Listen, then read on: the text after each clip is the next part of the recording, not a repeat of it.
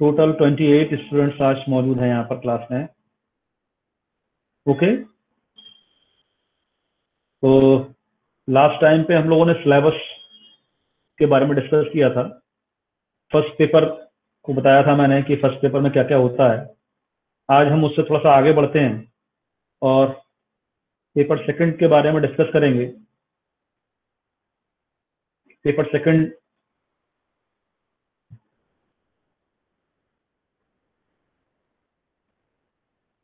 देखिए, आपको मेरी स्क्रीन दिख रही होगी। केशव, स्क्रीन शेयर हो रही है? ये सर हो रही है। अच्छा, ओके ओके, थैंक यू। तो लास्ट टाइम हमने part paper 1 lower non coordinate था, उसको डिस्कस किया था कि कितने फाइलम्स उसमें आएंगे, हम कौन कौन से एनिमल्स को स्टडी करेंगे। देन पेपर 2 जो है वो आपका कहलाता है higher non coordinate, right. Last time पर हमने डिस्कस किया था कि प्रोटोजुआ से लेकर हेलमिन्थ तक हम पढ़ेंगे लोअर नॉन कोऑर्डिनेट में, और हम इसके आगे जब हम बढ़ते हैं जो पेपर 2 है जिसका टाइटल है हायर नॉन कोऑर्डिनेट, इसमें स्टडी करेंगे हम लोग एनिलिडा टू इकाइनोडर्मिटा तक। वही सारी चीजें यहाँ पर भी आपको जो कॉमन स्टडी करना है वो सारे फाइलम्स का, वो एनिलिडा से लेकर एनिलिडा हो, आर्थ्रोपोडा हो, मोलस्का हो, इकाइनोडर्मिटा हो, इन सभी का जनरल कैरेक्टरिस्टिक्स स्टडी करना है, इनका क्लासिफिकेशन स्टडी करना है, और क्लासिफिकेशन स्टडी करना है अप टू ऑर्डर तक, राइट। पेपर 1 में जैसे हमने कहा था कि एनिमल्स की टाइप स्टडी होगी, और यहाँ पर भी टाइप स्टडी है। यहाँ पर जो पहला फाइलम है हमारा,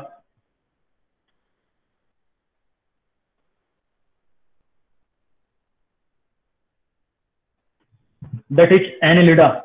जो पहला फाइलम हम स्टडी करेंगे वो एनिलिडा होगा, और उस एनिलिडा में हम जिस एनिमल की टाइप स्टडी करेंगे वो है नेरिस। तो नेरिस की हम मॉर्फोलॉजी स्टडी करेंगे, नेरिस की हम फिजियोलॉजी स्टडी करेंगे, और नेरिस की हम लाइफ हिस्ट्री भी स्टडी करेंगे। देन हम मूव करेंगे नेक्स्ट फाइलम की ओर, वो है आर्थ्रोपोडा। और आर्थ्रोपोडा में आपको जो एनिमल स्टडी करना होगा इस साल पार्ट 1 में वो है प्रॉन, इसको हम पेलिमॉन भी बोलते हैं। और इस पेलिमॉन की भी वही सारी चीजें स्टडी करनी है जो मैंने अभी नेरिस के बारे में बताया था। देन हम मोलस्का पे बढ़ेंगे। मोलस्का में जो एनिमल आपके सिलेबस में है वो है पाइला। और फाइनली जो इस पेपर का लास्ट फाइलम होगा वो है इकाइनोडर्मेटा, और इस इकाइनोडर्मेटा में जो एनिमल स्टडी करेंगे वो है स्टीरियास, राइट। तो पेपर 1 और पेपर 2 जो कवर करता है वो आपके नॉन कोऑर्डिनेट को कवर करता है। It start from the protozoa up to echinodermata. पहला प्रोटोजुआ था, porifera, coelenterate, helminth, then annelid, then arthropoda, mollusca and echinodermata. इन सारे फाइलम्स की हमें टाइप स्टडी करनी है, एनिमल्स की कैरेक्टरिस्टिक्स पढ़ने हैं, क्लासिफिकेशन पढ़ना है, मार्क्स का डिस्ट्रीब्यूशन भी बताया गया था। और आपके ग्रुप में केशव सर ने सिलेबस का लिंक डाल दिया है, बॉटनी और जूलॉजी दोनों का। आप वहां से उस लिंक को क्लिक करके डाउनलोड कर सकते हैं अपने इस सिलेबस को, राइट। तो ये पेपर 1 और पेपर 2 का सिलेबस बताया गया कि पेपर 1 जो है वो रमित पाल, पहले ही इंस्ट्रक्शन दिया गया है कि आप किसी को भी, आपको अपनी स्क्रीन शेयर नहीं करनी है। जहां पे ऑप्शन आ रहा है प्रेजेंट नाउ का, प्रेजेंट नाउ का मतलब ये नहीं है कि आपको क्लास में ये शो करना है कि आप प्रेजेंट है नहीं प्रेजेंट है। आप अपनी स्क्रीन को स्टॉप करें।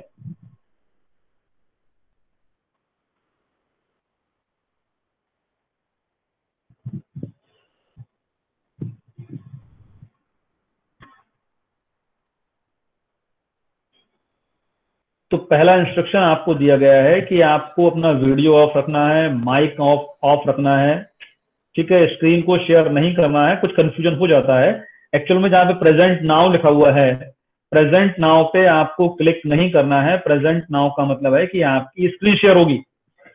प्रेजेंट नाउ का मतलब ये नहीं है कि आप क्लास में मौजूद हैं या नहीं है, वो आपकी अटेंडेंस को शो नहीं कर रहा है।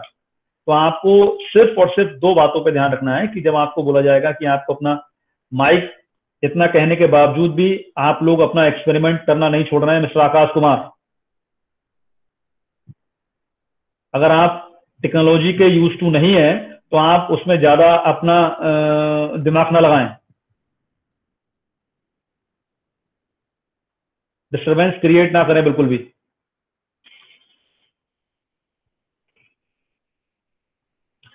तो हम लोग बात कर रहे थे कि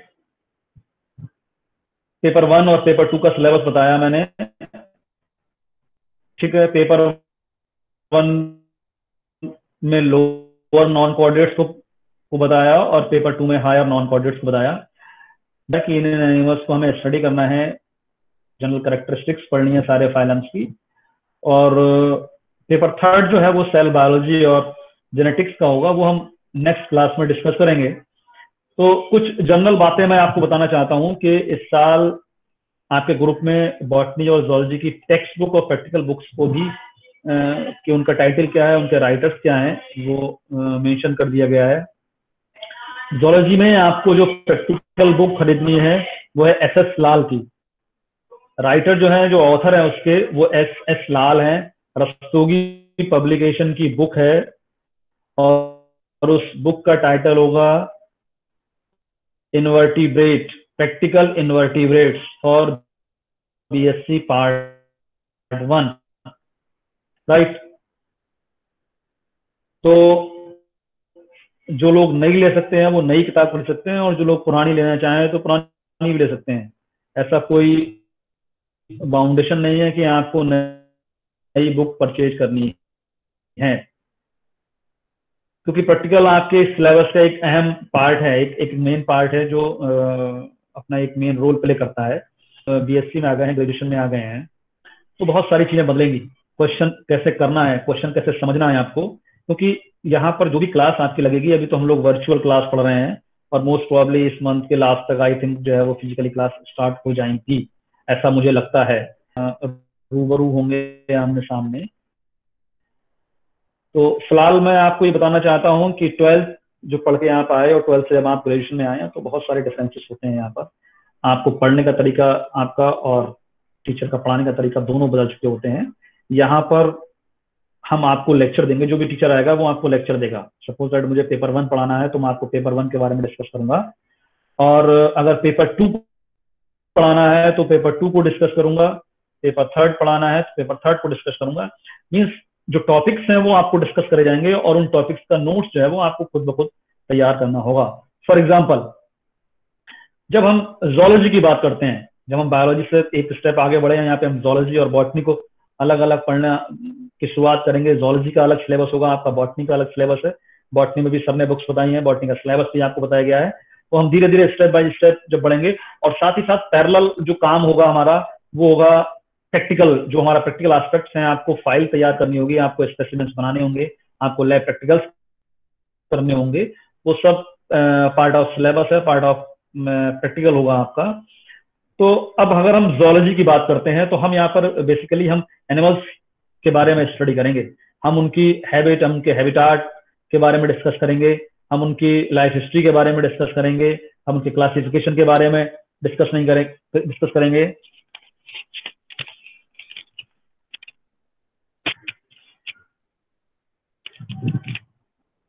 क्या मेरी आवाज में कुछ डिस्टर्बेंस आ रहा है क्या?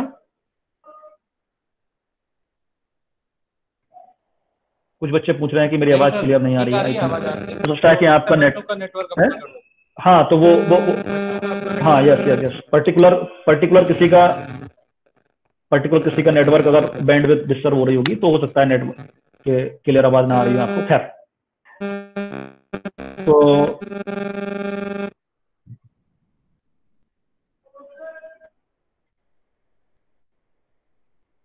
सभी लोग अपना माइक ऑफ रखेंगे जिससे कि डिस्टर्बेंस नहीं होगा। तो मैं बताना चाह रहा था आप लोगों को कि जब हम जूलॉजी के बारे में पढ़ेंगे इस साल, जब हम डिस्कस करेंगे, जैसे फॉर एग्जांपल पेपर टाइटल जब मैंने बताया आपको कि पहले पेपर का नाम था लोअर नॉन कोऑर्डिनेट और दूसरे का नाम था हायर नॉन कोऑर्डिनेट। तो बेसिकली दोनों में जो कॉमन जो वर्ड्स था, जो कॉमन शब्द जो जो जो, जो थे वो, अंशु कुमार अपना वीडियो ऑफ करो। कोई भी स्टूडेंट अपना वीडियो ऑन नहीं करेगा।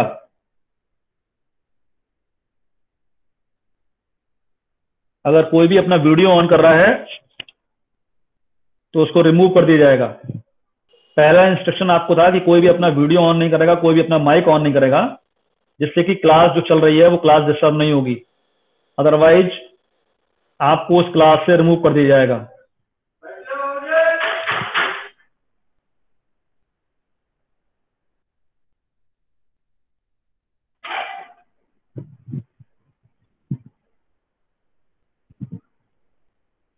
जूही वर्मा, स्क्रीन को स्टॉप करिए, स्टॉप योर प्रेजेंटेशन। अगर आप टेक्नोलॉजी के यूज टू नहीं है, मैं फिर आपको रिपीट कर रहा हूं कि अगर आप उस टेक्नोलॉजी के यूज टू नहीं है तो आप अपने आप को ज्यादा काबिल बनाने की कोशिश ना करें। जितना आपको आता है, जितना बताया जा रहा है, जितना इंस्ट्रक्शन आपको दिया जा रहा है, उनको फॉलो करिए और धीरे धीरे चीजों को सीखिए।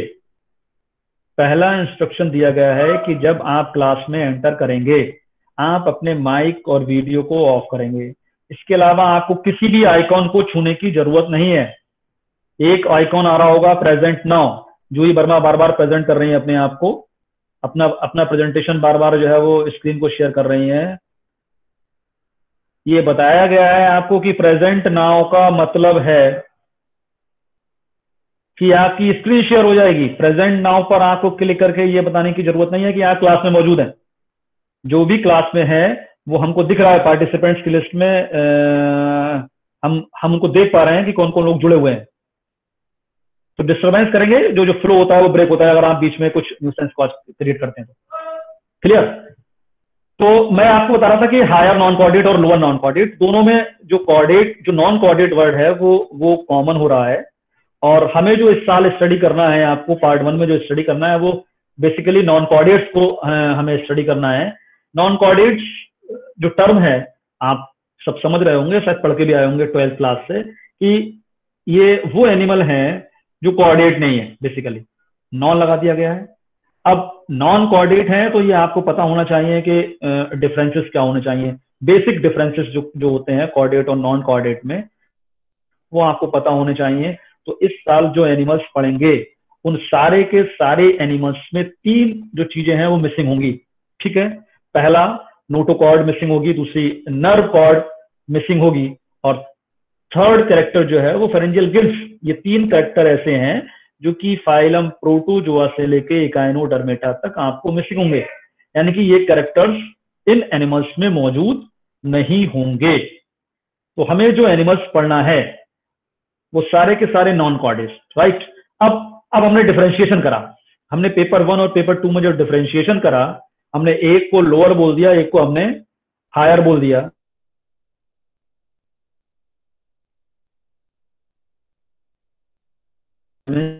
तक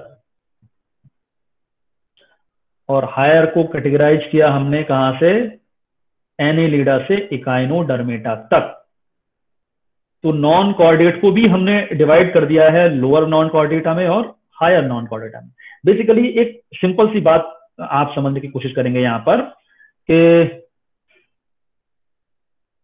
आई थिंक नेटवर्क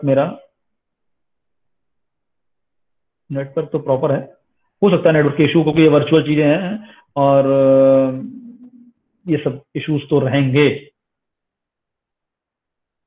इसलिए हम लोग अभी ज्यादा डीप में स्टडी नहीं कर रहे हैं, हम लोग पेरिफेरल स्टडी करेंगे, जनरल एलिमेंट्री बातें करेंगे। अभी कुछ दिनों तक हम लोग जो है वो कोर्स को समझने की कोशिश करेंगे, कैसे क्वेश्चंस को करना है, ऑप्ट करना है, क्या करना है।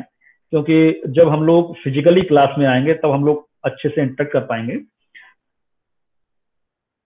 तो मैं बता रहा था आपको कि 2 हिस्सों में जब हमने बांट दिया इसे, कि लोअर नॉन कोऑर्डिनेट का मतलब यहाँ पे सिंपल सा ये है कि ऐसे नॉन कोऑर्डिनेट्स होंगे जो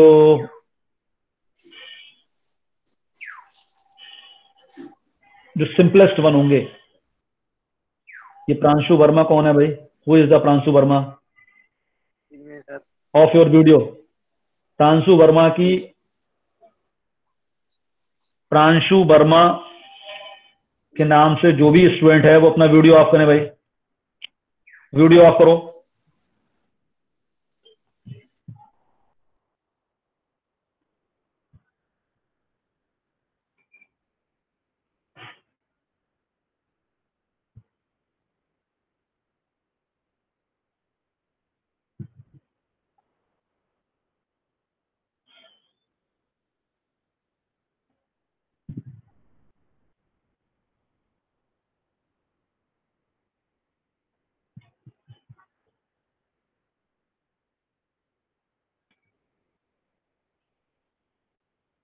तो लोअर और हायर की बात कर रहा था, डिस्टर्बेंस बीच बीच में करते हैं ये बच्चे।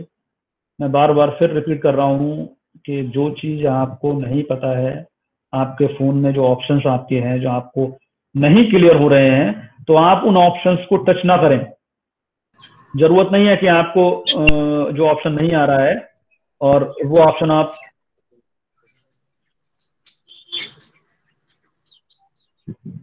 प्रदीप कुमार अपना माइक ऑफ करो भाई। प्रदीप कुमार, इसे रिमूव कर दो, इस लड़के को रिमूव कर दो क्लास से, प्रदीप कुमार को।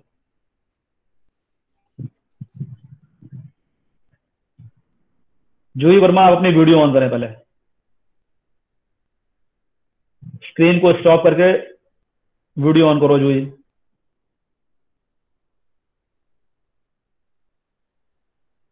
जूही वर्मा 012 पर कौन है?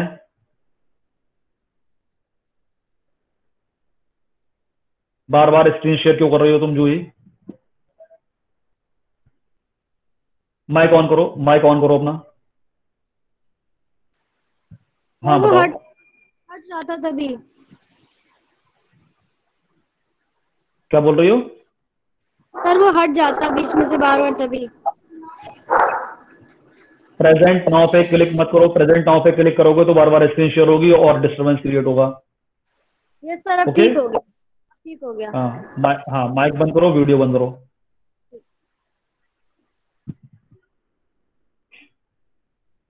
रूबी वर्मा अपना वीडियो ऑफ करो।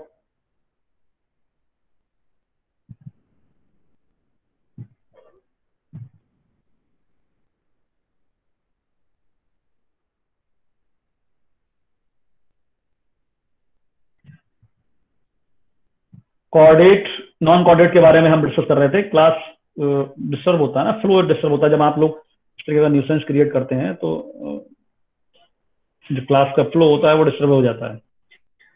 तो मैं कह रहा था कि लोअर नॉन कॉर्डेट पढ़ेंगे, यानी कि जब एनिमल बना, यानी कि जब नॉन कॉर्डेट बनने की स्टार्टिंग हुई, वो ऐसे एनिमल्स जिनमें बहुत सिंपलेस्ट करेक्टर थे नॉन कॉर्डेट्स के, उनको हमने लोअर में बांट दिया, और जैसे जैसे करेक्टर एडवांस होते चले गए, हम जो है वो लोअर से हायर की ओर बढ़ते चले गए।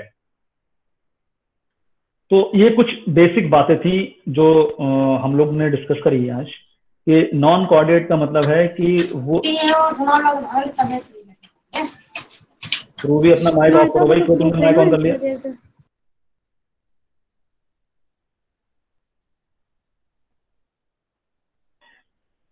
नॉन कोऑर्डिनेट बताया मैंने कि स्टडी करेंगे, ऐसे एनिमल्स होंगे जिसमें के नोटोकॉर्ड नहीं होगी, नर्व कॉर्ड नहीं होगी, फेरेंजियल गिल्स नहीं होंगे। हमें वो एनिमल्स इस साल स्टडी करने हैं पेपर 1 में और पेपर 2 में।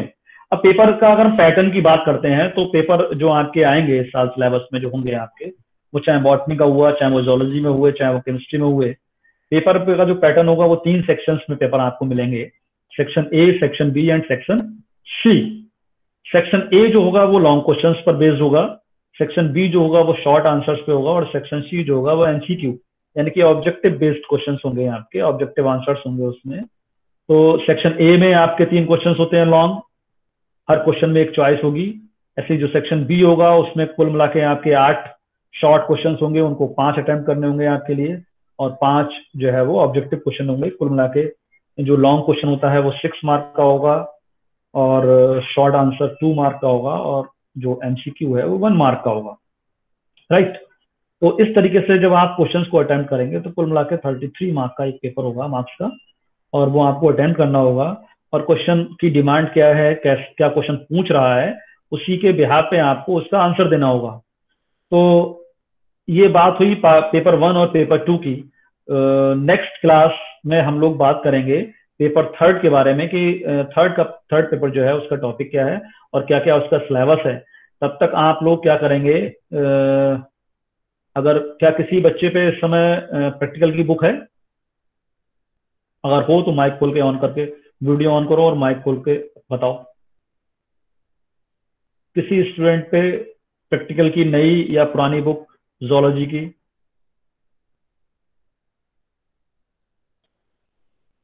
किसी पर नहीं है। ओके, तो आप प्रैक्टिकल की बुक फिलहाल ले लें, जिससे कि हम लोग प्रैक्टिकल का काम आप लोगों को बता पाएंगे कि आपको डायग्राम्स जो ड्रॉ करने हैं, जो बनाने हैं, फाइल को प्रिपेयर करना है। तो कम से कम जब तक हम लोग फिजिकली क्लास को स्टार्ट नहीं कर रहे हैं, तब तक हम क्या करें, हम प्रैक्टिकल का जो काम है वो उसको धीरे धीरे हम लोग आगे बढ़ाएंगे। तो आज के लिए जो है वो ज़ूलॉजी के बारे में इतना ही, और अब नेक्स्ट जो बॉटनी की क्लास है वो आपको केशव सर बताएंगे। Okay, thank you very much.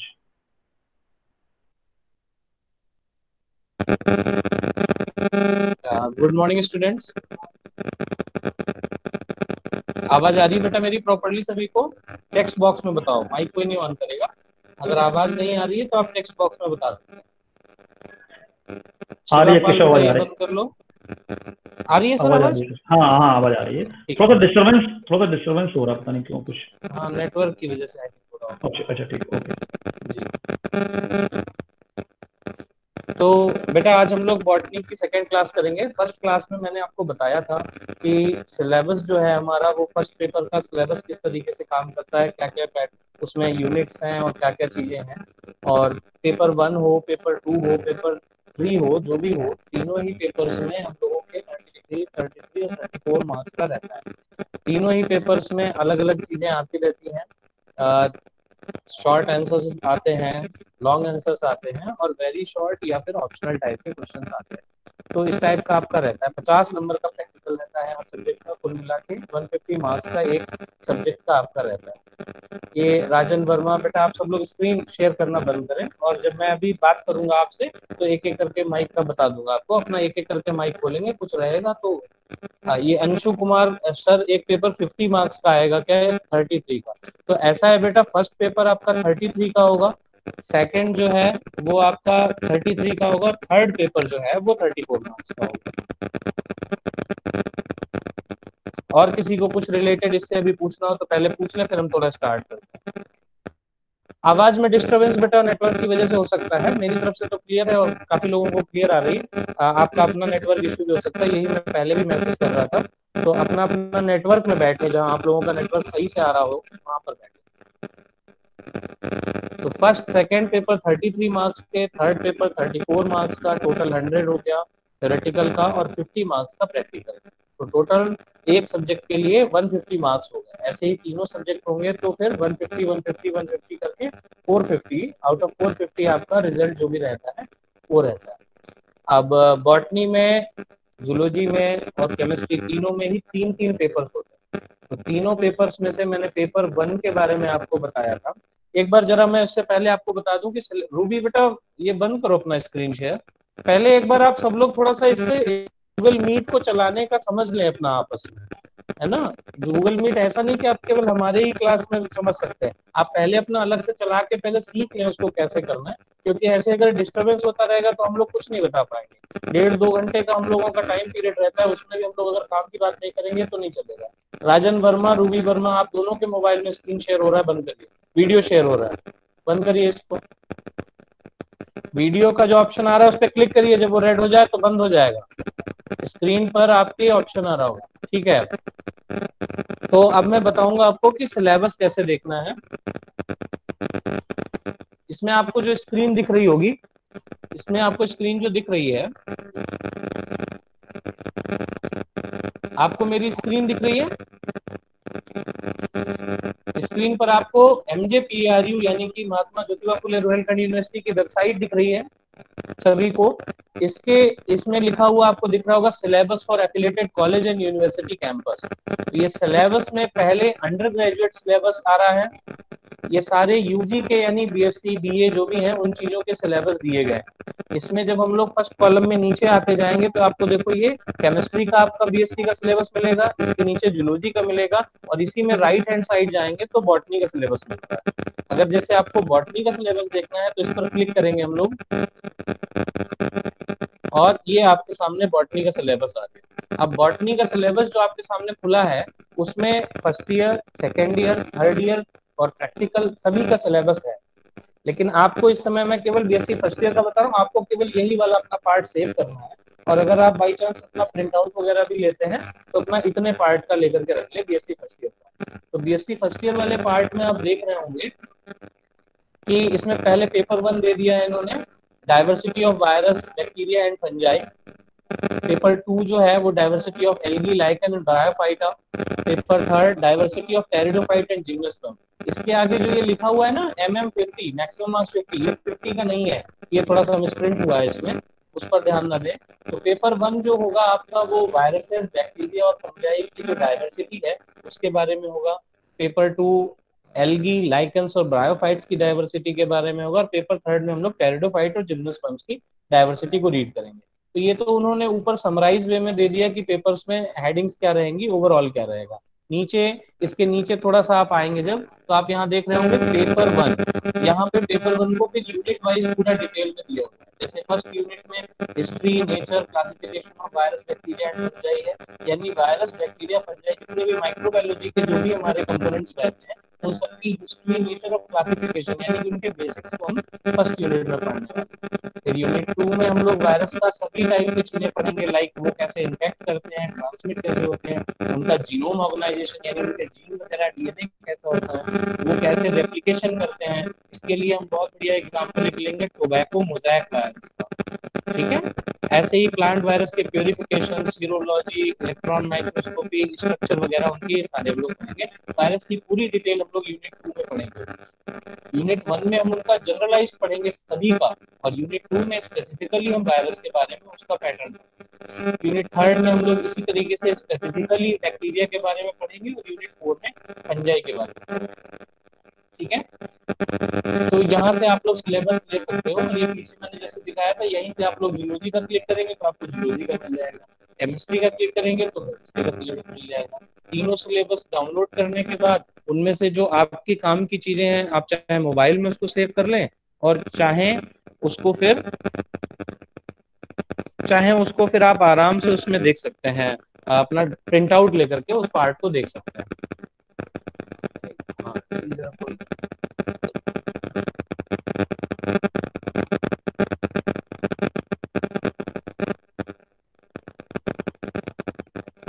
Voice disturbance हो रहा है, वॉइस बेटा नेटवर्किंग पे देखो, ये सब ऑनलाइन चीजें जो है ना, ये नेटवर्क कहीं ना कहीं इशू रहता है, मे बी सम टाइम हमारी तरफ से हो सकता है।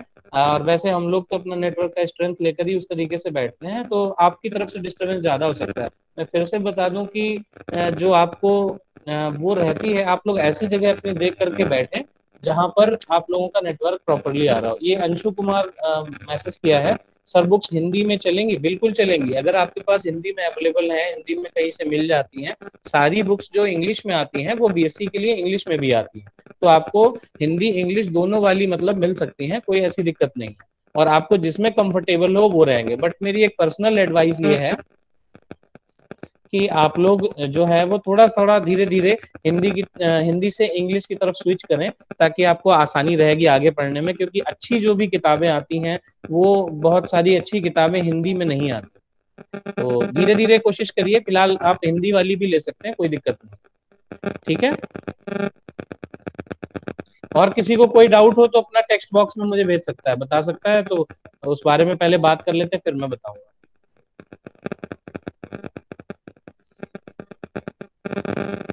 और किसी को कुछ भी लग रहा है बेटा डाउट तो अपना टेक्स्ट बॉक्स में पूछ लो। क्लासरूम में हिंदी बुक्स अलाउ है? बिल्कुल अलाउ है। क्लासरूम में आपके ऊपर कोई बाउंडेशन नहीं है, कोई आपकी किताब नहीं चेक कर रहा कि कैसी हिंदी की है या इंग्लिश की है। जिसमें आपको कंफर्टेबल लगे, जिस किताब से भी आप अपना सिलेबस निकाल सके, वो सारी किताबें अलाउड है। कोई एक स्पेसिफिक किताब नहीं है। यहाँ पर जो हम लोग बता रहे हैं, ये हमने बताई है, ये एक स्टैंडर्ड बुक्स हैं जिनमें ऑलमोस्ट सारा मिल जाता है। अदरवाइज आपको अगर किसी बुक से कोई टॉपिक मिल रहा है, उसमें से ज्यादा समझ में आ रहा है, तो कोई दिक्कत नहीं है, वो आपका अपना इशू है, इसमें कोई दिक्कत नहीं। हेलो सर, लाइब्रेरी से आप ले सकते हैं क्या? हाँ, लाइब्रेरी से बेटा ले सकते हैं। एक बार जरा कॉलेज जब ओपन हो जाएगा तो फिर उसके बाद में लाइब्रेरी से आपको किताबें इशू होंगी। लाइब्रेरी से आपको यूजुअली 2 किताबें एक हफ्ते के लिए इशू होती है, और एक हफ्ते के लिए इशू होती हैं, और एक हफ्ते के बाद वो आपको रिटर्न करनी होती हैं, और फिर से या तो फिर आप अगर रखना चाहते हैं तो फिर से अब उसको री इशू करा लें। चलिए ठीक है, थैंक यू। हाँ, एग्जाम में भी कार्तिक वर्मा, एग्जाम में भी बेटा आप हिंदी इंग्लिश दोनों में लिख सकते हो, मिक्स लैंग्वेज में लिख सकते हो, कोई दिक्कत नहीं है, आप जिसमें चाहें उसमें लिख सकते हैं। पूरी क्लास यही चलेगी जब तक कि कॉलेज हो। हाँ बेटा, क्लासेस तो मजबूरी है यहाँ पे चलानी पड़ेगी।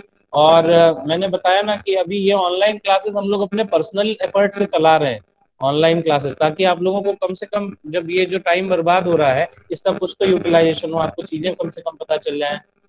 और तो अभी हम लोग जितनी इंफॉर्मेशन यहाँ से दे सकते हैं ताकि आपके टाइम का नुकसान ना हो, उसको देने के लिए हम लोग ये चला रहे हैं।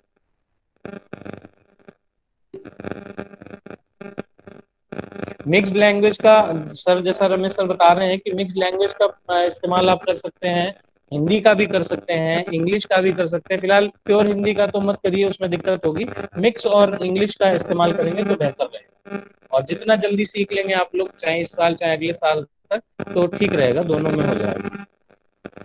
और किसी को कुछ पूछना है बेटा तो पूछ सकता है, माइक ऑन करके पूछ सकता है, लेकिन एक एक बार।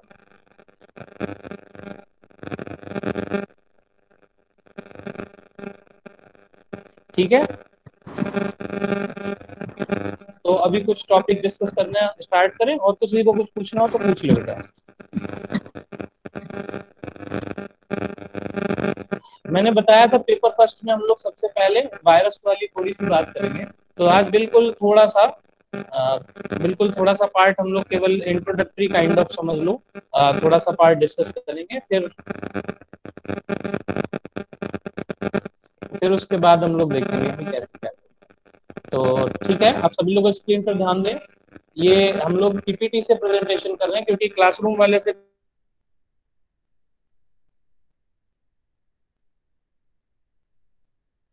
पिछली बार आप लोगों को कुछ प्रॉब्लम थी कि उसमें सही से आवाज वगैरह नहीं आ रही थी, डिस्टरबेंस हो रहा है। आज मैं समझाने की कोशिश करूंगा आपको। जो हमारा पेपर फर्स्ट है उसमें diversity of virus bacteria and fungi, ये वाली बात हम लोगों ने की थी। तो पेपर फर्स्ट में हमको सबसे पहले मैंने बताया था हम लोग वायरस की डिटेल्स के बारे में पढ़ेंगे, थोड़ा सा वायरस को डिटेल में देखेंगे। और इसमें जैसे हमने स्क्रीन पर जो दिखाया गया है, एक बैक्टीरियोफेज का मैंने ये रिप्रेजेंटेटिव डायग्राम लिया है। बैक्टीरियोफेज ऐसे वायरस होते हैं जो बैक्टीरिया पर लगते हैं, यानी कि बैक्टीरिया को इन्फेक्ट करने वालों को बैक्टीरियोफेज कहते हैं। तो वायरस का ये हमारा पहला क्लास है, वायरस के बारे में हम लोग आगे देखेंगे। स्क्रीन क्लियर आ रही है बेटा? ठीक है, तो इसमें जो हम लोग वायरस के बारे में डिटेल पढ़ने वाले हैं वो अंडर द फॉलोइंग हेडिंग्स पढ़ने वाले हैं। ये देखो बेटा, इंग्लिश में मैं जरूर ये पीपीटी बनाया है क्योंकि हिंदी में बनाना टफ रहता है, ठीक है, और इंग्लिश में आसानी से ज्यादातर लोगों को समझ में आता है, हिंदी में सभी लोग कंफर्टेबल नहीं होते हैं, इसलिए मैं इंग्लिश में ही बताऊंगा। हालांकि हिंदी में सारी चीजें बोलकर मैं बताऊंगा, बट ये कंटेंट मोस्टली जो है वो क्लास का वो इंग्लिश में रहेगा, ठीक है। तो ये जो वायरस की रिलेटेड जो हम चीजें पढ़ेंगे उनमें हम लोग पढ़ेंगे कि introduction means about the viruses, कैसे वायरस कहाँ होते हैं, वायरस क्यों कहते हैं, ये सारी चीजें। फिर पढ़ेंगे ओरिजिन, यानी कि ये वायरस कहाँ से आया, कैसे बना, या इसके बारे में कम से कम क्या थ्योरी अवेलेबल है कि ये कैसे फॉर्म होगा। मॉर्फोलॉजी, मॉर्फोलॉजी का मतलब होता है किसी के एक्सटर्नल फीचर्स को स्टडी करना, यानी कि कोई चीज देखने में कैसी है, उसके बाहरी स्वरूप उसका कैसा है, उसको हम लोग मॉर्फोलॉजी में पढ़ते हैं। फिर पढ़ेंगे हम लोग क्लासिफिकेशन। क्लासिफिकेशन आपको पता होगा, वर्गीकरण जिसे कहते हैं कि वायरस को कैसे कैसे क्लासिफाई किया जाता है, आरएनए वाले वायरस, डीएनए वाले virus, plant virus, animal virus, या फिर बैक्टीरिया वाले जो बैक्टीरियोफेज वायरस होते हैं, ये सारी चीजें पढ़ेंगे। रिप्रोडक्टिव साइकिल ऑफ फेजेस, तो ये जो मैंने बताया था सबसे पहले कि बैक्टीरियोफेज वायरस होते हैं उनको फेजेस यूजुअली हम लोग कहते हैं, यानी बैक्टीरिया पर लगने वाले वायरसेस को बैक्टीरियोफेज कहा जाता है। अब वो वायरस रिप्रोड्यूस कैसे करते हैं, दैट मीन्स वो अपना एक से फिर ज्यादा कैसे बनते हैं, उस सबको हम लोग बैक्टीरियोफेज का एग्जांपल लेकर के अच्छी तरीके से समझ सकते हैं। इसलिए हम लोग बैक्टीरियोफेज की लाइफ साइकिल को, रिप्रोडक्टिव साइकिल को हम लोग यहाँ पर स्टडी करते हैं। Detail study of special type of viruses, क्योंकि अभी वायरस की जितनी मैंने पहले बताई उनकी जनरल डिटेल्स आप लोग पहले भी पढ़ चुके हो 11th-12th में, बट उनकी डिटेल स्टडी कुछ पर्टिकुलर जैसे टीएमबी हुआ, इन सबको हम लोग यहाँ पर ग्रेजुएशन में डिटेल में पढ़ते हैं। अब यहाँ पर जो ग्रेजुएशन में है वो आपकी स्टडी जो है वो स्पेसिफिक हो जाएगी, तो कुछ चीजों को हम लोग डिटेल में पढ़ेंगे। ये समझ लो एक एडवांस टाइप ऑफ पार्ट है जिसमें हम लोग टीएमबी को डिटेल में पढ़ने वाले हैं। फिर एक जनरलाइज टॉपिक आता है वायरसेस एंड डिजीजेज। इसमें हम लोग टेबल कंटेंट टाइप का पढ़ेंगे कि कौन कौन से वायरस यूजुअली हैं और उनसे कौन कौन सी डिजीज होती है। ये ध्यान रहे कि यहाँ हम लोग ज्यादातर उन वायरसेस की बात करेंगे क्योंकि ये बॉटनी का सिलेबस है जो प्लांट्स को इन्फेक्ट करते हैं कहीं ना कहीं। ठीक है, फिर हम लोग क्लास की समरी और अगर कुछ क्वेश्चन रहेंगे एक्सरसाइज में और ग्लॉसरी यानी कि रिलेटेड टर्म्स। तो अभी हम लोग इंट्रोडक्शन से अगर स्टार्ट करें वायरसेस को, मैं एक बार फिर से रिकॉल कर देता हूँ आप लोगों को कि यहाँ पर जो चीजें मैं बता रहा हूँ ये आपको समझने के लिए है। बहुत नोट करने की कोशिश ना करें, लिखने की कोशिश ना करें। क्लास में आपको बहुत ज्यादा लिखवाया नहीं जाएगा उस तरीके से। वो आपके पास जो भी अपना लिटरेचर अवेलेबल हो वहां से पढ़ सकते हो आप। ठीक है, सिमरन छत्री बताओ बेटा, कोई प्रॉब्लम है? अदरवाइज माइक ऑफ करिए, अगर कुछ पूछना है तो बताइए। सिमरन माइक ऑफ करिए बेटा। बेटा अभी क्लास के दौरान अगर कोई माइक ऑफ करेगा तो फिर उसको रिमूव करना पड़ेगा।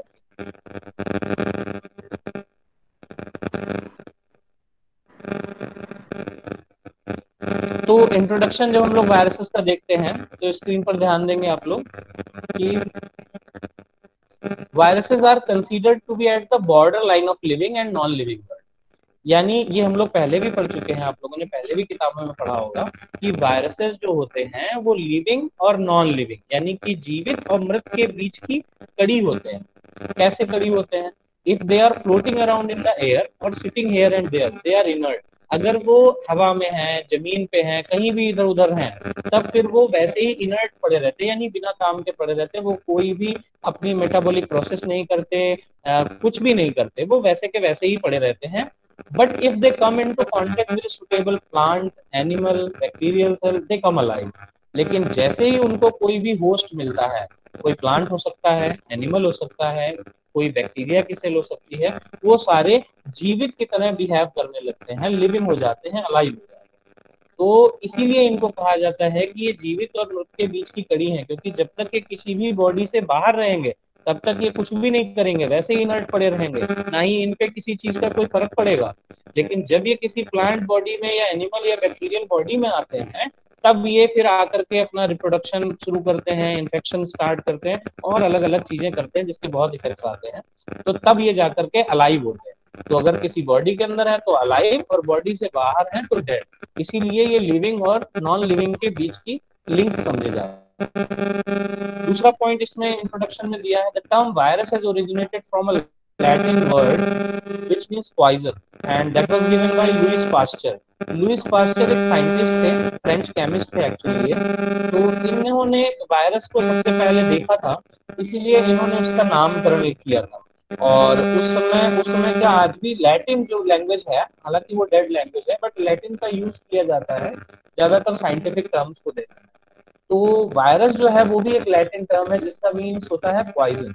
और पॉइजन यानी कि जहर जैसा नाम इसको वायरस को क्यों दिया गया था? तो वायरस का नाम जहर जैसा यानी खतरनाक तौर पे इसीलिए दिया गया था क्योंकि ये उस समय स्मॉल पॉक्स सबसे पहले देखा था। जो स्मॉल पॉक्स यानी कि जो छोटे वाले चेचक निकलते, छोटी चेचक निकलते। तो ये एक ऐसी डिजीज थी जिससे बहुत सारे लोग मर रहे थे, उसकी कोई भी इलाज नहीं था। तो इस वजह से इसको पॉइजनस समझा गया, इसीलिए उन्होंने उसका नाम वायरस रख दिया। जो भी चीज उन्होंने देखी उसका नाम वायरस रख दिया। ये स्क्रीन पे जो अभी आपको दिख रहा है ये स्मॉल पॉक्स, वही हमारा जो मैंने बताया छोटी चेचक, उसका वायरस का है। अब ये डायग्राम जो आप देख रहे हो ये एक इलेक्ट्रॉन माइक्रोग्राफ है। अब इलेक्ट्रॉन माइक्रोग्राफ क्या होता है? इलेक्ट्रॉन माइक्रोग्राफ ऐसे पिक्चर्स होते हैं जो इलेक्ट्रॉन माइक्रोस्कोप की मदद से लिए जाते हैं। इलेक्ट्रॉन माइक्रोस्कोप पढ़ा होगा आपने कि एक सिंपल माइक्रोस्कोप होता है, एक इलेक्ट्रॉन माइक्रोस्कोप होता है। सिंपल माइक्रोस्कोप की लिमिट जो है वो किसी भी चीज को केवल 1500 गुना बड़ा तक दिखा सकती है केवल, जबकि इलेक्ट्रॉन माइक्रोस्कोप जो होते हैं वो किसी भी चीज को कम से कम 1 लाख और ज्यादा से ज्यादा 5 लाख गुना बड़ा तक दिखा सकते हैं। तो समझ लो वायरस कितने छोटे हैं कि हम इलेक्ट्रॉन माइक्रोस्कोप से देखते हैं उनको। जब हम लोग 1 लाख से 5 लाख गुना बड़ा करके उनको देखते हैं तब हमको ये ऐसा इमेज देखने को मिलता है जैसा आप इसमें देख रहे हो। और इलेक्ट्रॉन माइक्रोस्कोप से लिए गए पिक्चर्स को हम लोग क्या कहते हैं? Electron micrograph. तो ये स्मॉल पॉक्स वायरस का है। ऐसे ये इन्फ्लुएंजा वायरस था। अब जो आपको स्क्रीन पे दिख रहा है, यहाँ पे देखो लिखा भी हुआ है, an electron micrograph of a cluster of influenza viruses each about 100 nanometre. ये इन्फ्लुएंजा वायरस के कई सारे वायरस जो आपको इसमें दिख रहे होंगे, छोटे छोटे पैचेस, तो ये सारे पैचेस मिला करके क्लस्टर ऑफ इन्फ्लुएंजा वायरस है, और हर एक जो है वो करीब 100 नैनोमीटर का है। नैनोमीटर क्या चीज होती है? नैनोमीटर होता है 1/10⁹ ऑफ अ मीटर, यानी कि अगर देखा जाए तो 10 × 9 यानी 9 बार 10 मल्टीप्लाई करोगे आप, इतना छोटा, 1 मीटर से इतना छोटा, ठीक है। तो यानी बहुत छोटा है ये साइज में। और ये इन्फ्लुएंजा क्या आपको दिखाई दे, इन्फ्लुएंजा क्या होता है? आपने नॉर्मली सुना होगा फ्लू, जो वायरल हो जाता है ना, ठीक है, वायरल हो गया, ये वायरल खांसी, वायरल बुखार, तो ये इन्फ्लुएंजा वायरस के डिफरेंट टाइप से होता है, ये वो इन्फ्लुएंजा वायरस है। ऐसे ये तो इन्फ्लुएंजा वायरस जो है वो किसका एग्जांपल हो गया? ये हो गया एनिमल वायरस का एग्जांपल। स्मॉल पॉक्स भी एनिमल का एग्जांपल है, इन्फ्लुएंजा भी एनिमल का एग्जांपल। अब हम लोग एक प्लांट वायरस का एग्जांपल देखेंगे, टोबैको मोज़ैक वायरस। इसको हमको देखो डिटेल में भी पढ़ना है, ये हमारे सिलेबस में है, इसकी बाकी चीजें हम लोग डिटेल में आगे डिस्कस भी करेंगे। तो टोबैको मोज़ैक वायरस आपको देखने में, जब इलेक्ट्रॉन माइक्रोस्कोप से हम लोग देखते हैं तो एक रॉड लाइक स्ट्रक्चर दिखता है वो हमको। अब इस रॉड लाइक स्ट्रक्चर के अंदर भी कुछ चीजें होती हैं, वो जब हम इसको डिटेल में पढ़ेंगे तब देखेंगे। टोबैको मोज़ैक वायरस, तो ऑब्वियसली ये वायरस जो है वो किसमें लगेगा? टोबैको यानी कि तंबाकू, तंबाकू में लगने वाला ये वायरस है। और मोज़ैक जो इसमें वर्ड आया है, मोज़ैक का जो लिटरल मीन होता है वो होता है धब्बे, पैचेस। तो जब ये वायरस किसी तंबाकू के प्लांट को इन्फेक्ट करता है तो उस तंबाकू की पत्ती में हमको जगह जगह पर धब्बे धब्बे धब्बे दिखाई देने लगते हैं, इसीलिए इस वायरस का नाम रखा गया है टोबैको मोज़ैक वायरस, ठीक है। अब थोड़ा और देखते हैं। Viruses have existed for thousands of year. Viruses मैंने बताया न्यूट्रल एनवायरनमेंट में रह सकते हैं, कुछ भी स्ट्रेस हो वो उसमें रह सकते हैं, बॉडी से बाहर इनर्ट बहुत सालों तक पड़े रह सकते हैं। ये इसका सबसे बड़ा सबूत है कि ये सबसे पहले से एक माने जाते हैं कि सबसे प्रिमिटिव टाइप ऑफ ऑर्गेनिज्म में से ये है। तो ये हजारों साल पहले से यहाँ पर एग्जिस्ट करते हैं।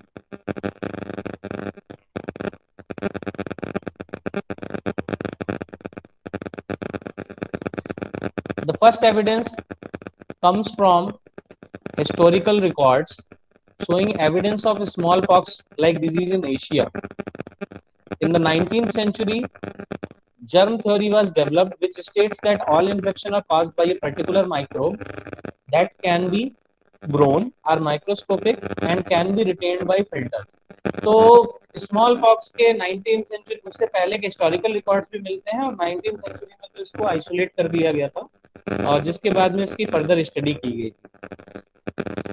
तो आज इंट्रोडक्शन में हम लोग इतना ही देखते हैं, फिर आगे और चीजें इसके बारे में हम लोग पढ़ेंगे कि कौन कौन से साइंटिस्ट हुए, उन्होंने क्या क्या कंट्रीब्यूट किया इनके बारे में। तो आज की क्लास हम लोग यहीं पे टर्मिनेट करते हैं, और फिर मंडे को क्लास होगी, और उसके बारे में इंफॉर्मेशन जो है वो आपको सारी उसी व्हाट्सएप ग्रुप में दे दी जाएगी। आपके जो साथी और हैं साथ में, जिनको व्हाट्सएप ग्रुप में उसमें जोड़ा नहीं गया है अभी तक, तो उनके बारे में आप लोग बता सकते हैं, उनको ऐड करवा सकते हैं, ठीक है। वो कॉलेज में आकर के या जो पर्सनली अपना इंटरेक्ट करके अपना कॉलेज में यहाँ पर अपना नाम लिखा दे, ताकि उसमें अटैच हो जाए। और किसी को कुछ पूछना हो बेटा तो फटाफट मैसेज में आप लोग बता दें, फिर उसके बाद हम लोग क्लास लेते हैं।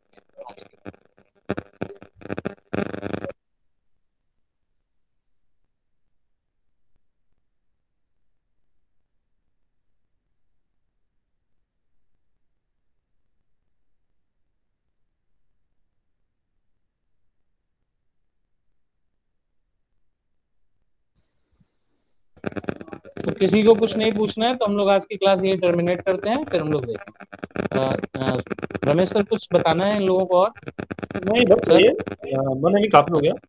मंडे को जो है वो मंडे को स्टार्ट करेंगे सेम टाइम पे, और सेम टाइम पे अबाउट 11 आप लोग ज्वाइन करेंगे। फिर से एक बार लिंक भी पोस्ट कर दिया जाएगा ग्रुप में, और किसी को कोई कंफ्यूजन हो तो फिर बाद में पूछ सकता है अभी, ठीक है।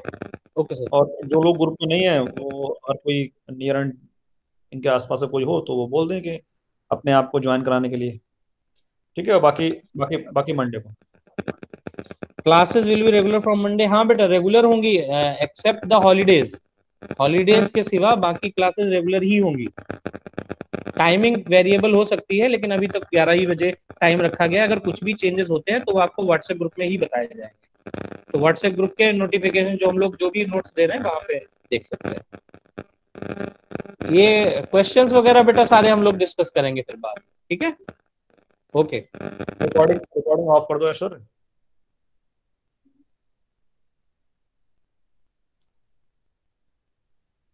ठीक है, सभी लोग लीव कर जाइए, हम लोग मंडे को मिलते हैं हम लोग।